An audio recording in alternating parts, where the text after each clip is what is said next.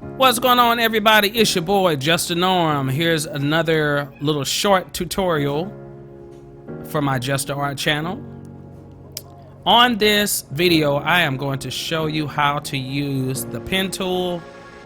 This is a brief beginner tutorial. It does not get into all the different features that you can do with the pen tool, but this will just be able to help you understand what you do. So you click on the pen tool first. Make sure I got it checked. All right, and then the first thing you can do is you can just get your canvas up, click where you want, and I'm just starting with straight lines. So you want to make sure that you always finish off with your anchor point. So your anchor point is normally the first point that you click on. And if you hold down on the anchor point, then you can create the curved lines. So that way you can make an arc or make a circle of some sort. Another cool thing that you can do is if you happen to want to just cut it off and not complete the circle or complete the line work, you can always press Control and then click. And what that allows you to do is just break the point right there, so the way if you don't want to complete it or you don't want to go back to the anchor point. I'm gonna draw another shape. This one I am just gonna be a little bit more freer with it, curve those lines a little bit more.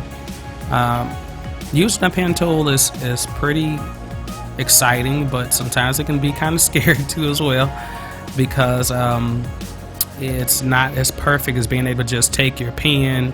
I mean, you're a stylist if you got a pad, and just being able to draw. So it comes in handy when you can just draw it. But this is great for if you want to get those clean lines and you're working in small spaces, or if you're dealing with a lot of stuff that's, you know, like straight triangles, shapes. This is perfect for that.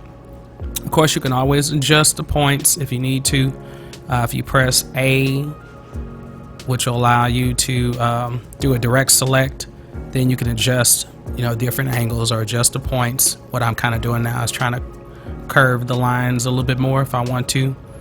And then you also have to be careful and make sure that you don't click on one of those points, because then you might end up deleting the point, or you might end up changing the way the line is going. So after I do that, I can go ahead and fill it in by basically clicking on the fill and locking the stroke. You can also do Control X. Control X will allow you to fill it in. And then what I did is I just duplicated it. I clicked the Alt button and then I just dragged it over. And then I'm gonna go up and change the color. I gotta change it so it's filled. So I got like a, you know, some type of lime green, if you want to call it that. And I'm just kind of playing with it. I'm gonna move this around so it's almost like I'm having a shadow.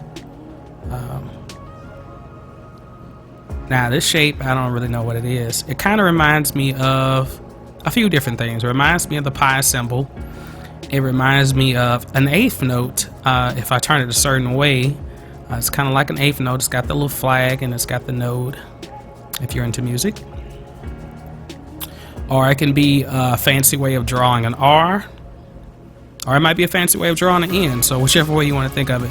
I can make it bigger by just stretching on it, but if you want to keep it the same size, scale size, press Shift and Alt at the same time, and that will allow you to stretch it out but keep it the same shape.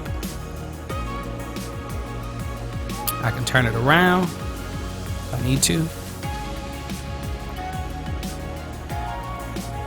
Alright, and I'm pretty much done with this. And then once I get done, I'm gonna just go ahead and highlight it all, and I can press the delete button.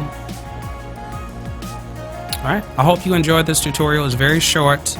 Make sure you subscribe. Thank you.